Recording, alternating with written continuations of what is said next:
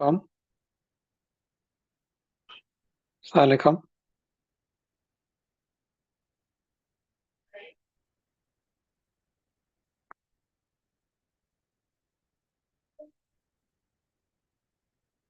وعليكم السلام ورحمة الله وبركاته.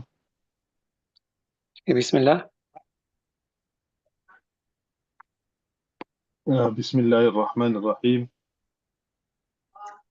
وباعتبار هذا المعنى سقطت المؤلفة قلوبهم عن الأصناف آه، الأصناف الثمانية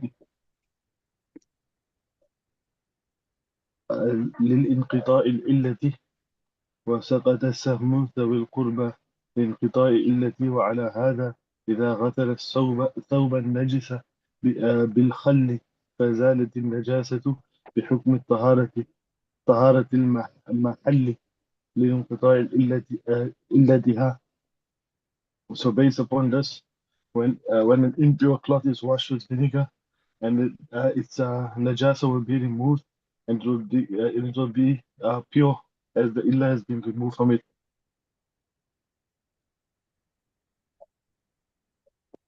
وبهذا ثبت الفرق. Bismillahirrahmanirrahim.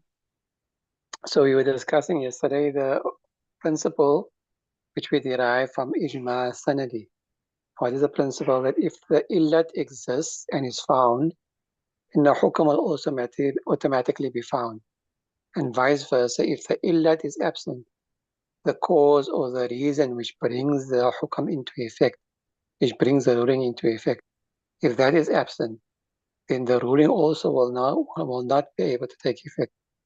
Now he's giving further examples of this. وباعتبار هذا المعنى وباعتبار هذا الإلا المعنى told you before comes in the meaning of illa sometimes. In the older kitabs, ma'na used to be used in the meaning of illa. So considering this illa, or considering this reasoning, or this qaida, this law, this principle that we have derived, سقطت المؤلفة قلوب عن الأصناف الثمانية. The share of the mu'allafatul qulub will fall off, will no longer apply to the 8 categories of zakat. Mu'allafatul qulub, allafa yu'allifu means to soften, to make friendly, that type of meaning, understand? To cause someone to be inclined towards something. So what happened was, in the beginning when Islam was not as strong as what it was, so certain people, they wanted to accept Islam, but they were hesitating. Is it worth the risk going to Islam and breaking ties with my family? I have to break ties with my family, and so on and so forth. So in order to convince them that no, you will be supported, don't worry. Even if you don't have your family support and so forth, the Muslims will look after you. So this was one share that could be given to them from the zakat. It was the mu'alifatul qulub. However, once Islam became dominant and strong, and especially after it started expanding its borders, so the Sahaba ruled that this share no longer applies. Why? But the illat, the reason, the cause which brought this hukam into being is no longer there, which was the weakness of Islam, because it didn't exist any longer. So therefore the hukam, meaning the ruling that giving to the mu'alafatul qulub, that they are worthy of zakat, a portion of zakat, also no longer applies. And so لإنقطاع إلا, because إلا has become extinct. وسقط سهم ذوي القربى لإنقطاع إلته. And similarly, the portion which was to be given to ذوي القربى, to the close family members of Nabi Sallallahu Alaihi Wasallam, also falls away. That refers to the khumus, and to zakat. Obviously, the Sayyids can't receive zakat. That refers to the khumus, or the 1/5 of the spoils of war. فَخُمُسُهُ لِلَّهِ وَلِلرَّسُولِ وَلِذِي الْقُرْبَى وَالْيَتَامَى. Masakin comes in the Quran. So the khumus 1/5 was set aside, was allotted to the family of Nabi Sallallahu Alaihi Wasallam. But because that no longer applies, understand? So the illat for which they were being given no longer applies. So therefore, their portion no longer exists. They will not need to be given a portion from the hummus, from the spoils of war any longer. So what do the illa be there?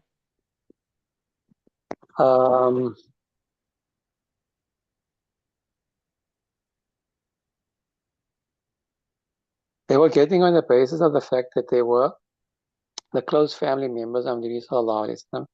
So for Nabi Sallallahu Alaihi Wasallam to show his kingship to them, and Nabi Sallallahu Alaihi Wasallam to show his kingship to them, therefore he was giving them a share from that. But because Nabi Sallallahu Alaihi Wasallam is no longer in the dunya, so therefore the reason for which they were getting, which was Nabi Sallallahu Alaihi Wasallam's family tied to them, no longer exists. So Okay. now they will get if they fall under the other categories. If they're example faqir, if they're ibn sabil, masakin, if they're from the poor indigent, if they belong to the orphans, if they're travelers and so forth. The other categories that exist for the hummus, if they fall under those categories, and they will get from those general categories, they will no longer have a special portion set aside only for them. Okay? So Nabi Sallam used to give it to his family, to have a whole family ties, and and because of their support. Remember, Nabi Sallam makes it that Islam was very difficult. And even the non-Muslim family members of Nabi Sallam supported him. Why? Because in those days, your family ties meant a lot. Your tribal ties meant a lot. Even if they were not Muslim, even if they didn't agree with what you were doing, they would not allow another tribe to pick up a finger against you. Understand? So even if you did something wrong, they would tell their tribe against whom you're wrong, he's our man. We will deal with him. You tell us what he did wrong and we'll sort him out. But you got no right to touch him.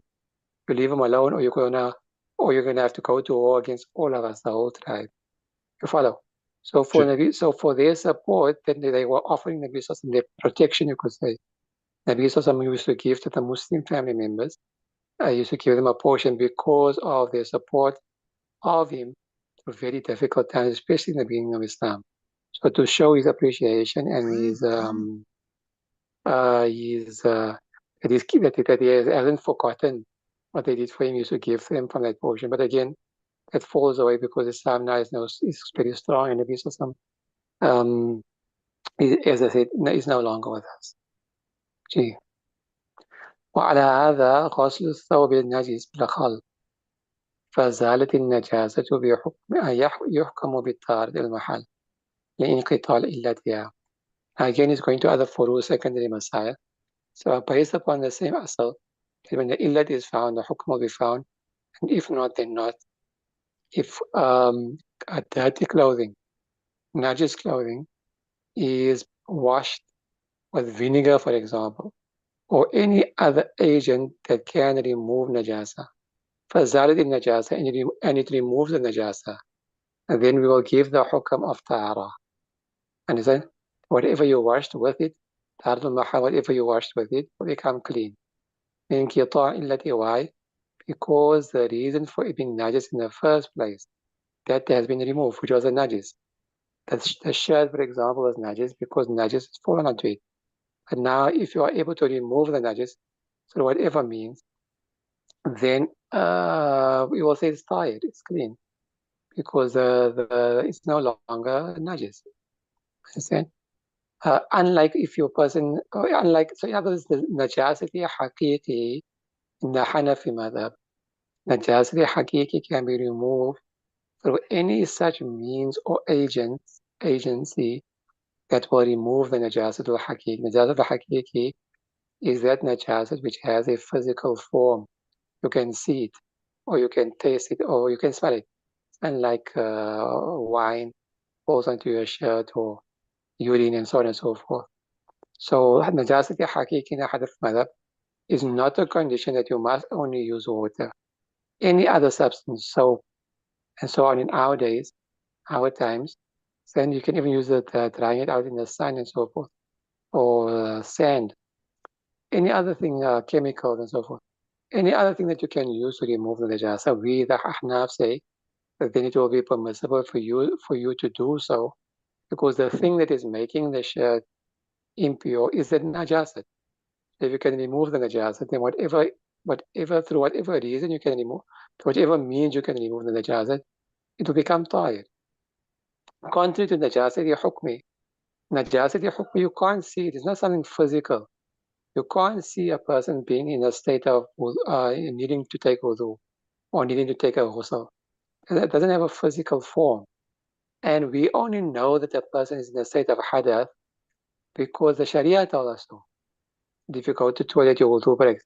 If the Sharia hadn't told us that, there's nothing outwardly, physically there to tell us and to show us that you are in a state of hadath, in a state of impurity, minor impurity, or major impurity. You follow? Okay. It's different to a shirt and najasat haqiqa where you can see the impurity. So because in that case, najasat is hukmi, so therefore we will restrict the removal of such a najasa, of such najasa that is hadath, only through that means the Sharia has told us, which is what? Water and sand. Water to make wudu or ghusl, sand to make tayammum. Okay? So because that najasa cannot be physically seen, and we only come to know that you are in the state of hadath minor or major because the Sharia has informed us. So therefore, you can only remove that najasa, that impurity, by that means the Sharia has told us. Sharia has told us you can remove hadath through bathing, through using water or sand, so that's it. Other najasa, because it's physical, so whatever will remove the physical najasa will be fine, not a problem. Okay, because as long as illa is removed, the hukam will no longer remain. وبهذا ثبت الفرق بين الحدث والخبث. And in this manner, via this explanation, the difference between hadath and khabath is established. The difference between hadath being in a physical state of impurity and the khabath, hakiki, being present on your body or clothing or the environment. That's the difference between the two. At hadath, you can only use water or sand. Khabath, you can use anything, any muzil, anything that will remove the najasa. Okay? Okay. فإن الخل يزيل النجاسة عن المحل, because vinegar does have the capability to remove the najasa from the thing that it is on. فأما الخل لا يفيد طهارة المحل وإنما يفيدها المطهر هو الماء. However, vinegar is unable to purify and to make pure then the body or the body of a person when he's in a state of hadath. The only thing that will give benefit, the only thing that will purify you in a state of hadath is water. Or like I said, sand in the case of tayammum. Okay? Okay. So vinegar and other things can remove the jasa. You can't purify. It's not tuhur, it's muzil najasa, but it's not a mutahir. Okay? Okay. You following that? Okay. Okay, so that brings it into the first type of ijma, madhabi. Okay?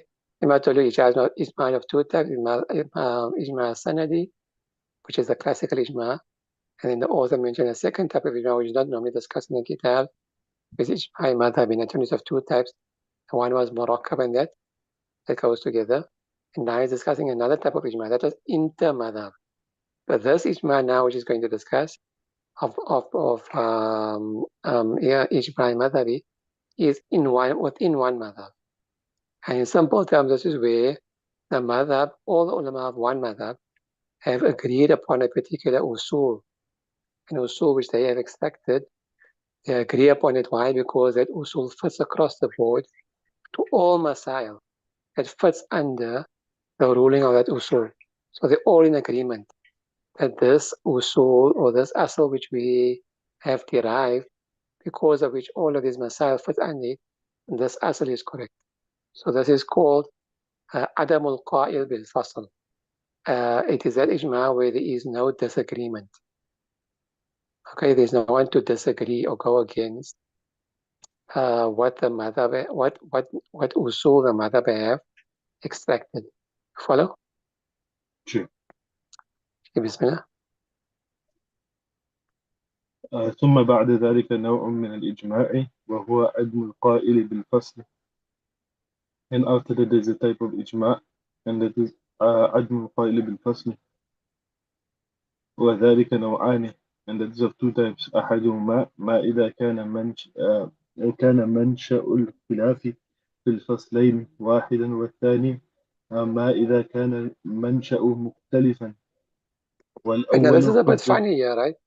The second one is a bit funny, as you'll see. Well, not funny, but strange. So you're saying after that type of ijma murakkab, there's another type of ijma, and it is called adamul qail. First, adam means as a negative. Qail means someone who says something, makes a statement. Fasl means separation, meaning disagreement. And so there is no one to disagree with what is being said, or no one disagrees. So this is a ijma which is reached through the consensus, because there is no one that disagrees that the usul is incorrect or wrong. Okay? And like I said, this will be found within the usul of one madhab. Now I think there's two types. At either the mansha al-ikhtilaf al-faslain, that the basis of the difference of opinion is across two different masail. Or it isn't. The second type is where the mansha ikhtilaf is one. So the mansha, where the mansha of ikhtilaf is one, or the mansha of the ikhtilaf is different. But now, as you'll see, it's a bit odd what you're saying. Anyway, carry on, G. So والثاني ما إذا كان المنشأ مختلفا والأول حجة والثاني ليس بحجة.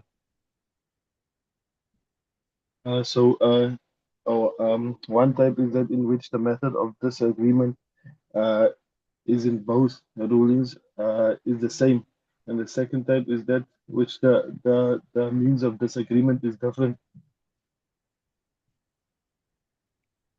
Yeah, So so now, مثال so what he's saying here is that the first type where the mansha of the ikhtilaf is in two different masail, or two different series. Maf? how would you say that منشأ of اختلاف The what does it origin, exactly mean? the origin, The, the origin the of origin of the difference of opinion, or the origin of its yeah, the origin of the differential is in two different aspects. No, sorry. The origin of the difference in two masail is one. The origin of the difference in two different masail, two different masail. Aslan you mean two different masala is one wahidan. That's the khabar of kana. So the origin of the differential in the two masail is one.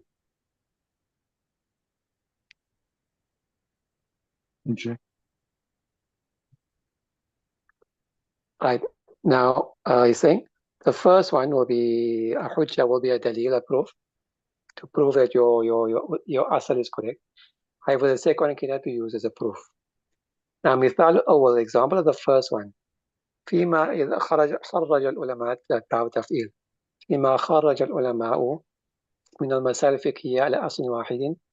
It is in those instances. من is a bayan of ما. فيما خرج من is a bayan of من بيانية.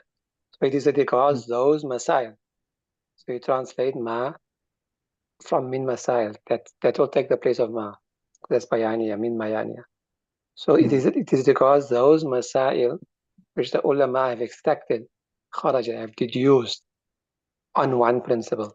So there's different masail, but all of those masail belong to one class, one group, one category. It's all coming from one asal. Okay? So if you know the asal, you'll be able to infer many other masail where the reasoning, the illah is the same.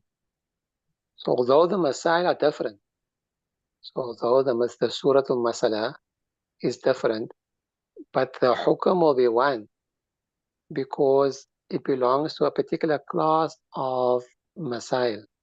And all those masail fit under one asal, under one principle.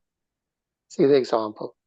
وَنَذِيرُ, his example, إِذَا أَثْبَتْنَا, if we have established, and we did this before, أن النهي عن التصرفات الشرعية يوجب تقريرها. We did it under the bayan al-nahi, the discussion on nahi, that if the Sharia has prevented us, prohibited us from a Shari'i act, if the Sharia itself has told us that we can't do something, but that action is normally allowed by the Sharia, it's an act of ibadat, then that means that that act of worship in itself is permissible to carry out, but it is because of some wasf, it's because of something which has crept into the manner in which the ibadat is carried out, that that is why the Sharia is stopping us from doing so. For example, fasting is permissible or not? Obviously it's permissible. It's an ibadat, a great ibadah. The month of fasting is coming up, understand? But yet we're not allowed to fast on Eid day, for example. So you can't say that the fast is haram. You understand? Because that's contradictory. How can an ibadah be haram? You follow what I'm saying? So the Ahnaf have made this distinction. We say that you can't fast on Eid not because there's something wrong with with fasting itself, but because you on Eid day Allah Ta'ala has given you a personal invitation to eat. And by you fasting, you are sort of refusing Allah Ta'ala's invitation. You follow? So that is what makes the fasting and Eid a makruh tahrim. So fasting itself will be fine, but we will tell the person, don't fast on that day because this is the consequence of it, that fasting will be makruh. Not because fasting, I don't know, like there's a big argument now. There's some people, they understand and read salawat and so on and so forth. They'll tell you, but now is reading Durus wrong? It's haram to read salawat. So the reasoning is wrong. There's nothing wrong with the ibadah. Understand? It's the manner in which you are doing it. You follow? Okay. Same thing, salah. We did that time also salah. Salah is the Sharia has prevented us from performing salah at the makruh times, zawal, sunrise, sunset. So there's something wrong with reading salah. No, it's not. Salah itself is permissible and correct, even at those times. But so fi nafsi, it's fine. But because that time is a time when people, where the Satanists and the kuffar are worshipping their gods, because of that, the Sharia has told us to avoid imitating them. That's why we don't read salah at that time. So there's nothing wrong with salah. It's the time at which the salah is being recited, read, that is problematic. You follow? So when the Sharia has prevented us from a Shari'i act, a permissible Shari'i act, then that means that action in itself is still permissible to carry out, but will be reprehensible because of the manner in which it is carrying out. So you mentioned that before, right? So النهي عن التزام الشريعة يوجب تقريرها. That the prohibition from Shari'i acts, this necessitates its establishment. This necessitates its correctness. قلنا, because of this principle, يصح النظر بصوم يوم النحر. It is permissible for a person to take an oath to fast on the day of Eid. The nazar itself is correct because it's Shari'i act. So for him to take an oath that he's going to fast on Eid day, that oath will be counted. But we will advise him that fast on another day, not on that day. Okay? Sure. Or bay'ul fasid, yufid al-milk. And similarly, an invalid transaction, if not batil, an invalid transaction will still give the benefit of ownership if the person who bought that article took ownership of it, took qabz of it. If he already took it in this position, he will say he's the owner, even though the deal is invalid, it's fasid. Okay? Yeah. لعدم القاعدة الفصل. Why are all these because of the same as a principle? So although these are two different masail, as you can see, khilaf or khilaf, right? Two different masalas, but because they all belong to the same category of masail, all class, same school, or the same class of masail. What masail are those? The masail that falls under this principle that النهي عن التصرفات الشرعية يوجب تقريرها. That's it. So because it belongs to that class of masail, so therefore the hukum apply there as well. So one hukum across many different masail. Understood? So the fact that we can apply this one asal under so many different masail, this indicates towards what? That this asal is correct. So therefore none of the ulama disagree to this particular usul. Right? They all agree that this usul is correct. So therefore, because there's no disagreement on it, so therefore, this is like a type of ijma, and all these masail are also correct. Okay? Sure. Obviously, within that one madhab, not across the board. The other madhab might disagree with that principle. Okay? Sure. ولو كنا, another example of the same thing.